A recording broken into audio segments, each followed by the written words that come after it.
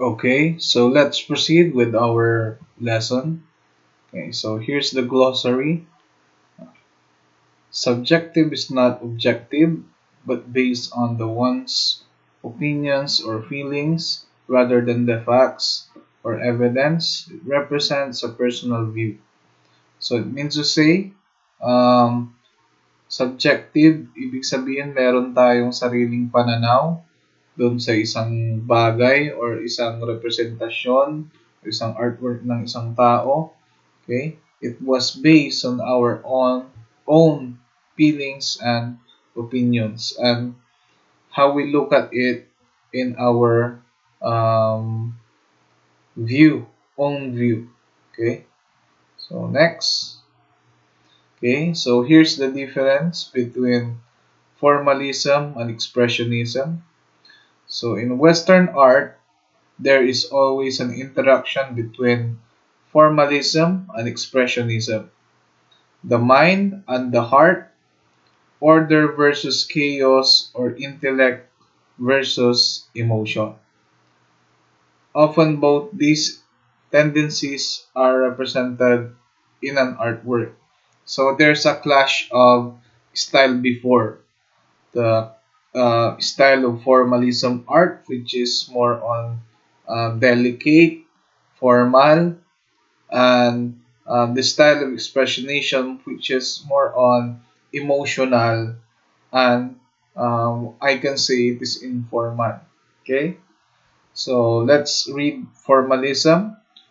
Okay, so formalism characteristic: intellectual art, the arrangement of the formal elements, okay, which is color, shape, line, etc. is important. So it is always in place. It is almost realistic.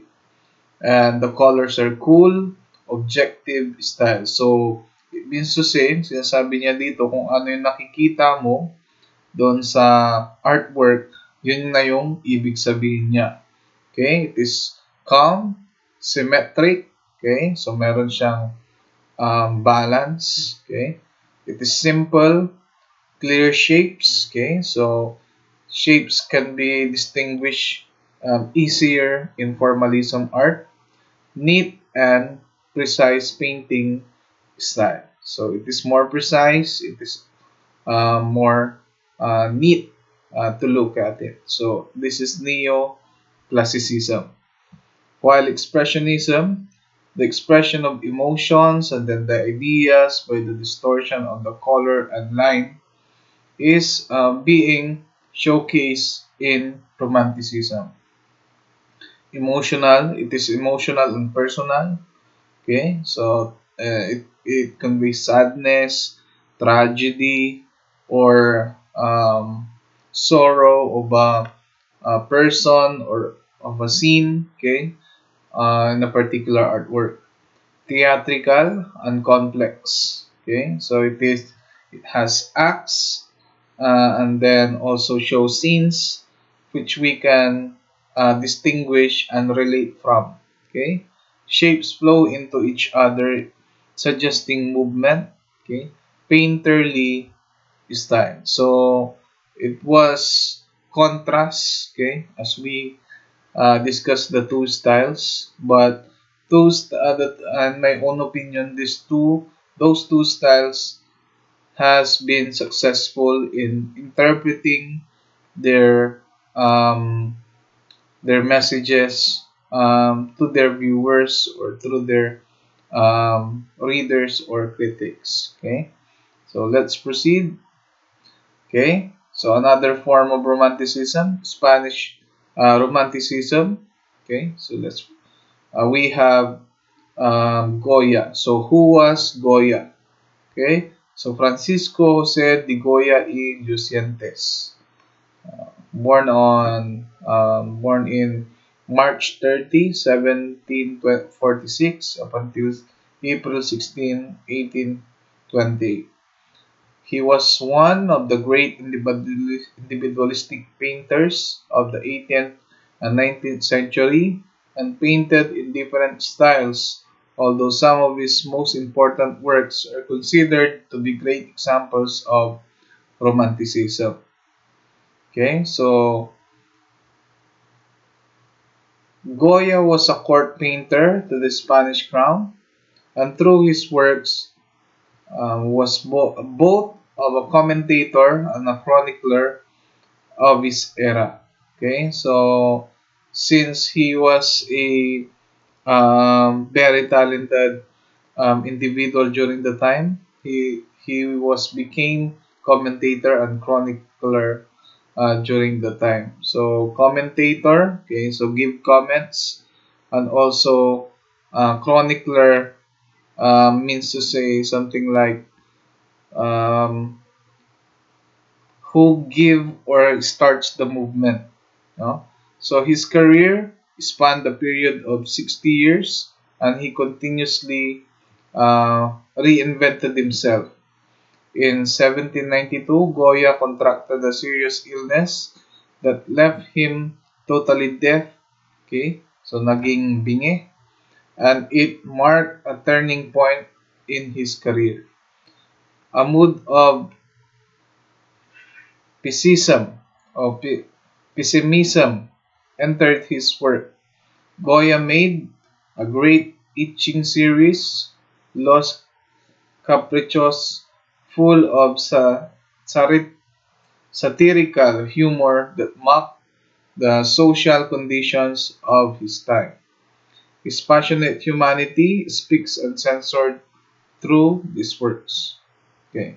So nabingi siya, and then out of that illness or condition, okay, he still used the mood, okay, and created artworks, then which he used a humor and with his social condition. So ginamit niya yung kanyang kapansanan, okay, para magbigay or mag-express ng kanyang saloobin in using or in doing artworks.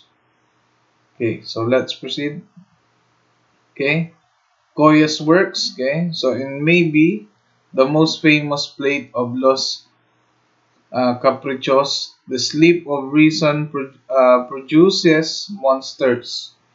Show a self-portrait of an artist which is head on the table or on the table. It seems as if the surrounding owls, okay, symbols of madness, and the bat symbols of ignorance are attacking him. Okay?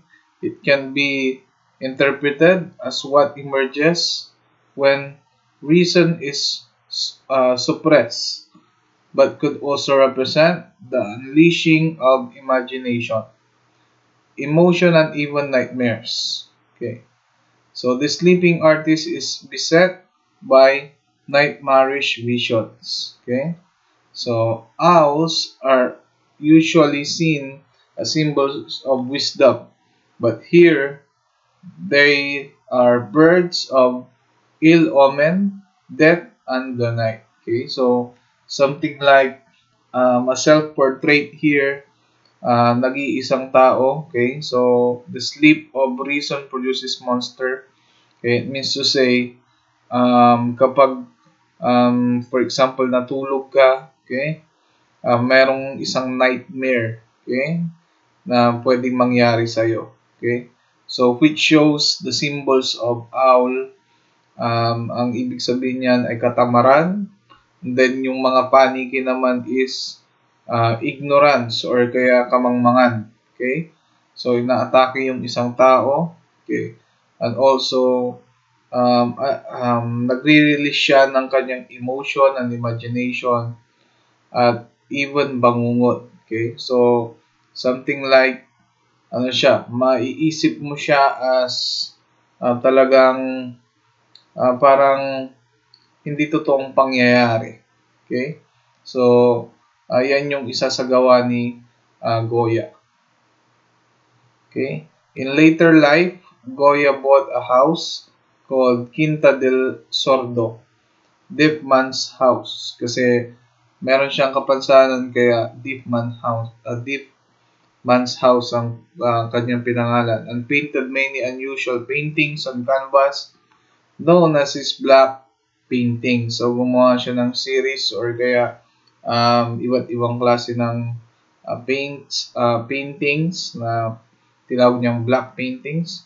These works were originally painted in fresco on the walls of his home and are now transferred to canvas. So, pag sinabing fresco, okay, ito yung plaster o kaya yung palitada, bagong palitada, okay, na bahay or kaya wall, okay, and then nag-paint ka doon. So, that is fresco, okay. So, painted predominantly in blacks, browns, and grays. They attest to his progressively darkening mood due to his deafness. Okay. Saturn devouring one of his sons, 1820 to 1822, was created in brushstrokes and a hitter of unimagined ferocity. Okay? So, ang ginawa niyang artwork dito na isa is yung Saturn devouring on one of his sons. So, parang isang isang tao, okay, kinakain yung kanyang anak. Okay? So, ito yung artwork. Okay? So, this work depicts the Greek myth of Saturn who, fearing that he would be overthrown by his children, ate each one upon their birth. Goya depicts Saturn feasting upon one of his sons. His child's head and parts of the left arm have already been consumed. So, nakain na nung Greek mythology, Greek myth na si Saturn, which is natakot siya na ma-overthrown siya sa trono ng kanyang mga anak, kaya kinain niya ito. As he looms from the darkness, Saturn is on the point of taking another bite from the left arm.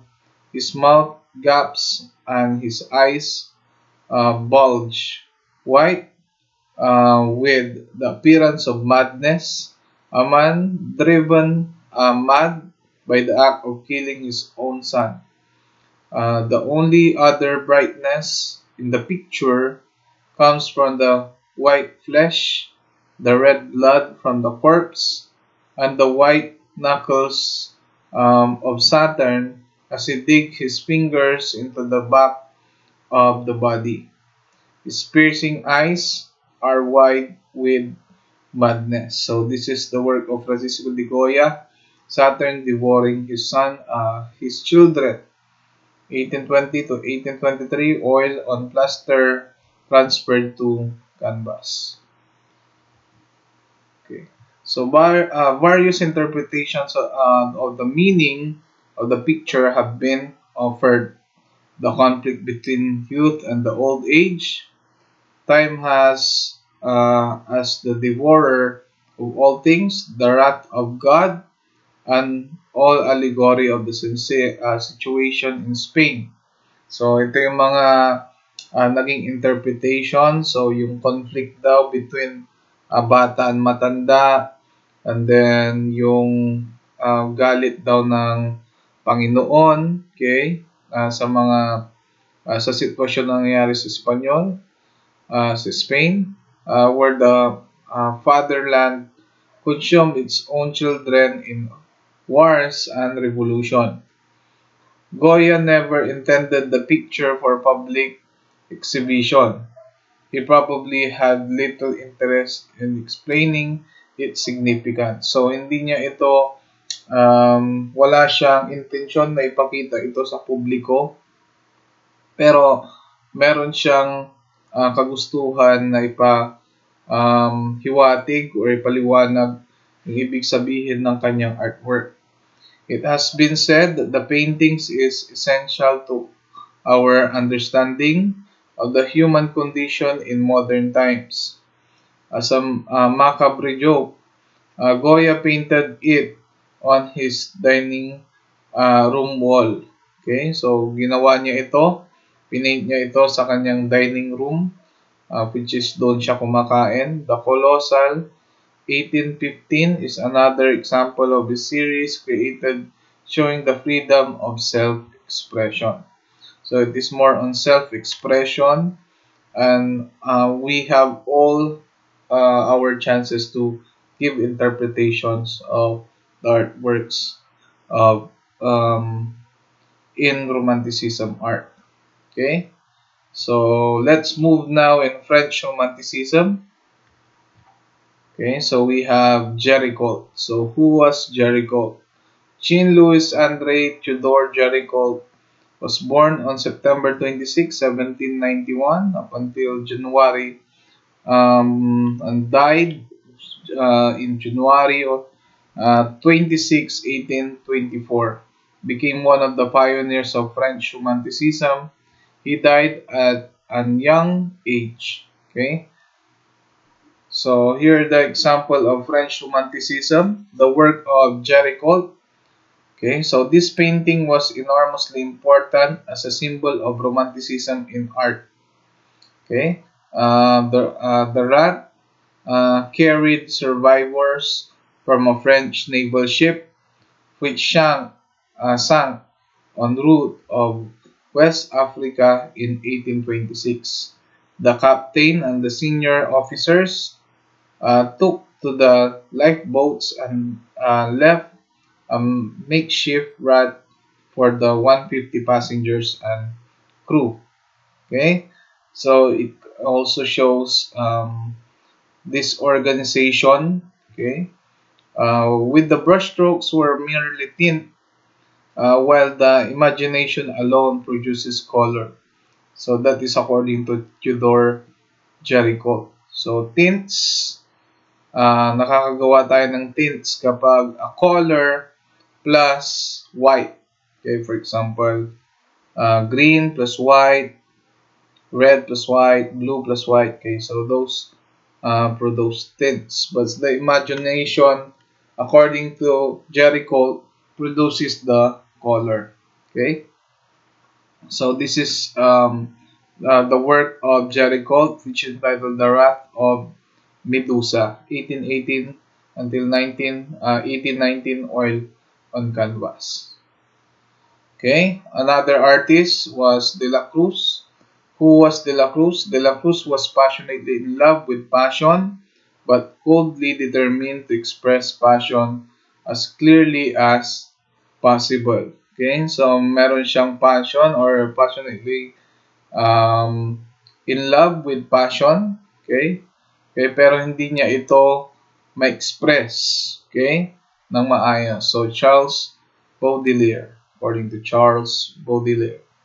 Eugene de la Cruz, born on April 26, 1798 and died in August 13, 1863, was a leader of French Romanticism.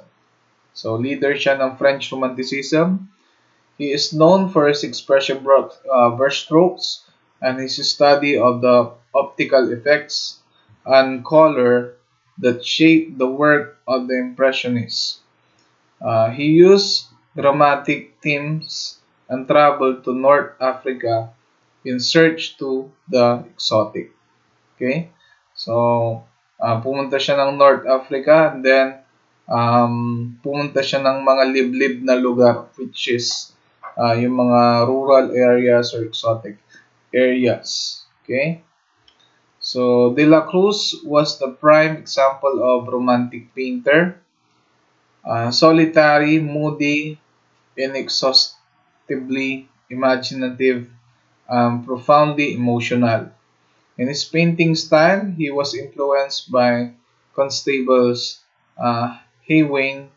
During the July Revolution of 1830 in France, De La Cruz decided to paint for my country. Liberty is portrayed as a majestic woman with the flag and gun. Okay? So leading the people against the king's soldiers, the heroic people of Paris, like the street boy with his pistols, the worker with his sword, and the intellectual with his topat surrounded here. Okay? So, ito yung kanyang artwork. Ito yung tinutukoy niya na si Liberty. Okay? So, ito din yung ginamit inspiration ng Statue of Liberty. Okay? Makikita natin sa Amerika. So, Liberty Leading the People, an artwork by Eugene DELACROIX, 1830 oil and canvas. So, nagpapakita siya ng katapangan, love of country, even she's a woman, okay? Lumaban siya, raising the flag and then holding a gun with his left hand, okay? So, DELACROIX was a true romantic artist with his exotic subjects, vibrant colors, and display of emotion. So, here, something wrath or revenge or patriotism ang mararamdaman natin sa artwork niyang ito. His bright and beautiful colors inspired artists around him. He illustrates swirling emotional subjects in his works such as death, agony, love, life, or battle. So yun yung mga mararamdaman mong feelings with these artworks of DELACROIX. Okay, next proceed. English Romanticism. Okay, what is English Romanticism?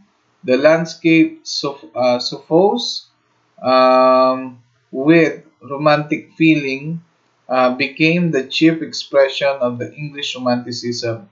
The landscape was for the first time seen as a suitable subject and not only as the background. Okay, so here it is more on landscapes. Okay, in English Romanticism, but it also conveys expression. Okay, so it is not the beauty of nature that is emphasized, but the use or expression or the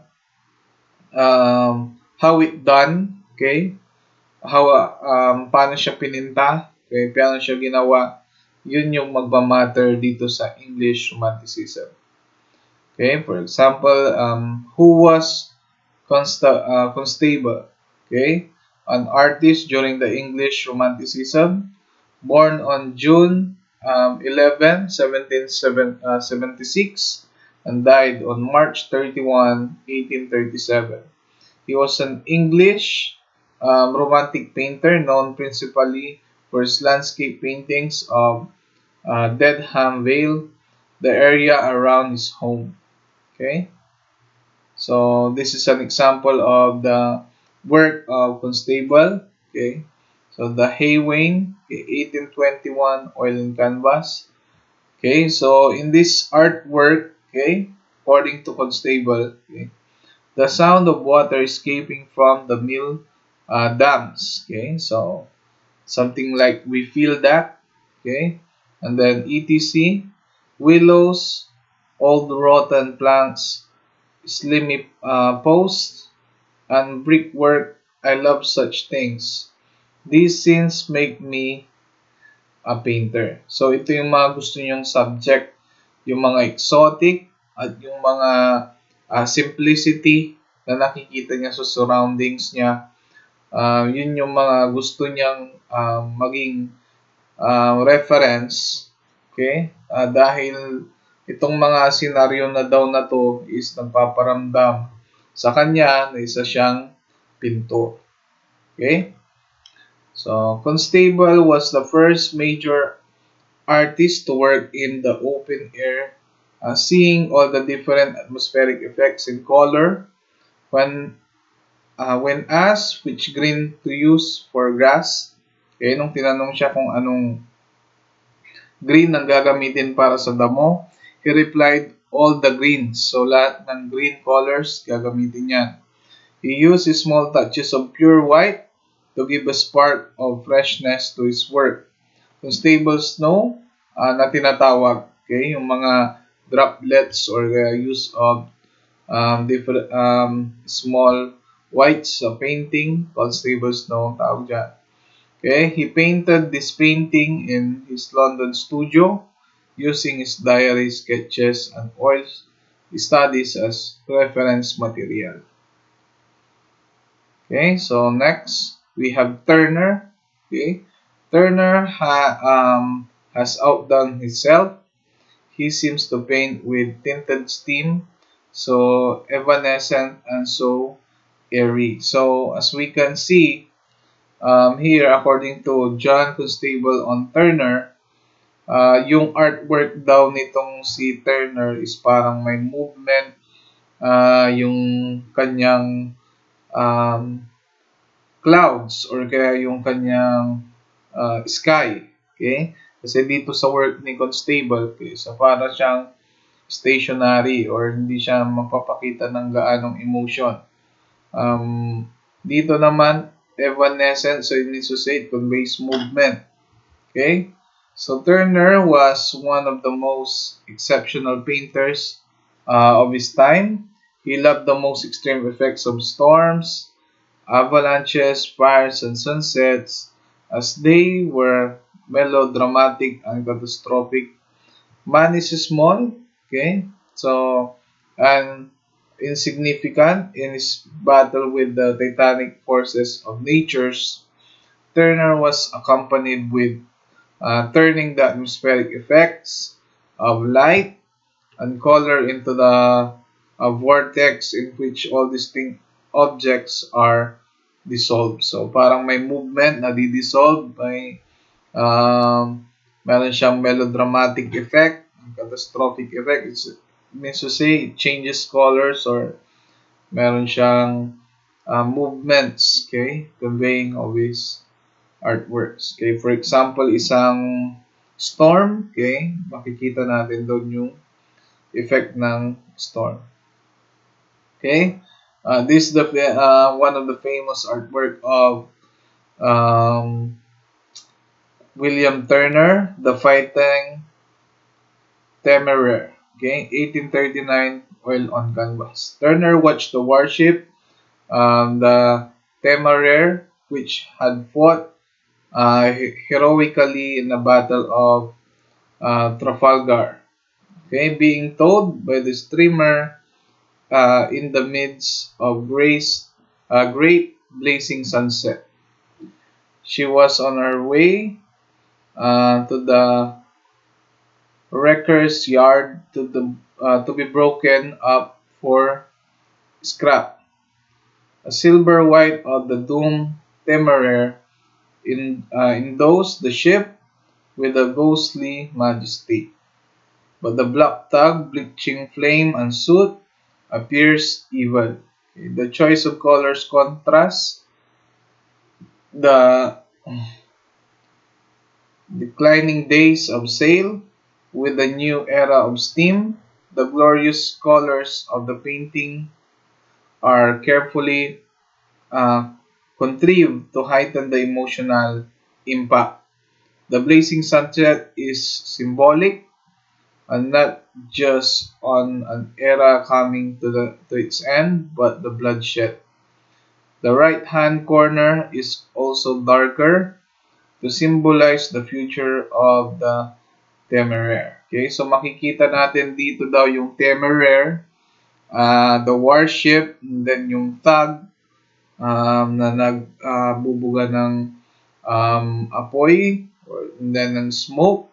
Then at the right side naman, makikita rin natin yung sun. Okay? So, and then the air part is conveys movement. Para siyang gumagalaw, ano? Kaya,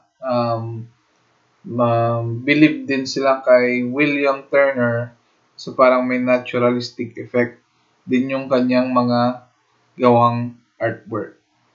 Okay? So, he was, in his lifetime, Turner was often mocked by critics for his unintelligible chaos of colors. So, tinatawag na lang na chaos daw yung paggamit niya ng kulay kasi iba-iba yung brush strokes, iba-iba yung ano niya, Gamit niya ng kombinasyon ng kulay. Yellow fever. Okay, so pag favorite niyang gumamit ng yellow colors. Okay, and sis that look. Okay, yung mga sis niya daw may halong yellow. Like soap and chalk. Okay, some critics accuse him of painting with the map. So, pinagbibintangan siya na gumagamit daw siya ng map sa pagpipaint niya. Okay? So, pre-raphaelites. Okay? So, 1848 up until 1910. Okay? So, dito naman, okay, the pre-Raphaelite Brotherhood was founded in 1849 by the group of English painters, including William Hunt, John Everett Méliès, and D.G. Rossetti.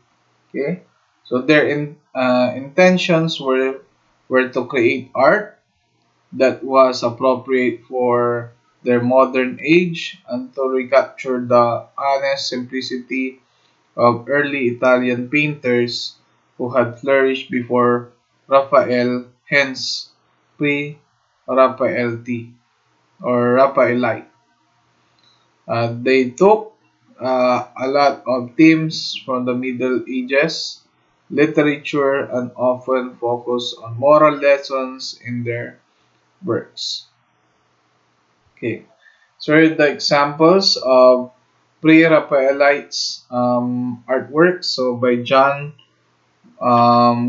William Holman Hunt, The Light of the World, 1854 oil and canvas, okay, which depicts Jesus Christ, okay. And then John Méliès, Ophelia, 1851 up until 1852 oil on canvas. So it also shows simplicity, okay. So these are the characteristics of the Raphaelites, okay. So